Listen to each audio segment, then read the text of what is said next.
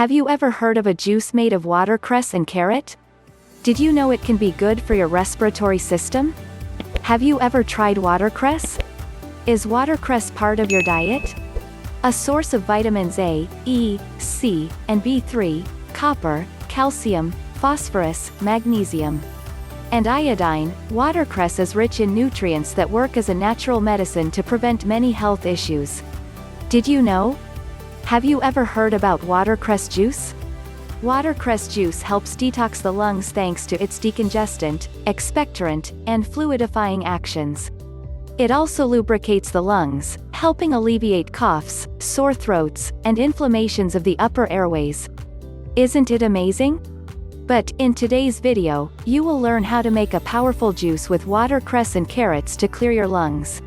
To make the juice, besides watercress and carrot, you will also need some lemon and garlic. Write down the ingredients. 1 bunch watercress. 2 medium carrot. 3 juice of 1 lemon, freshly squeezed. 4 garlic clove. 5 water. Directions.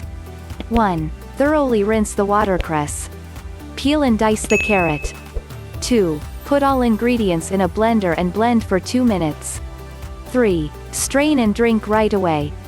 Drink daily for 30 days, at most. 4. After the first month, if you wish to keep drinking the juice, give it a 15 days pause and then restart. So, what do you think of this recipe? If you smoke or used to smoke, your nose is always clogged. If you have phlegm, persistent cough, asthma, shortness of breath, or bronchitis, this recipe is perfect for cleaning your lungs. Try it and then share your experience with us. But people who take blood thinners must not change their intake of vitamin K, found in foods like watercress. Besides that, you must drink the juice right after preparing it to avoid nitrate contamination.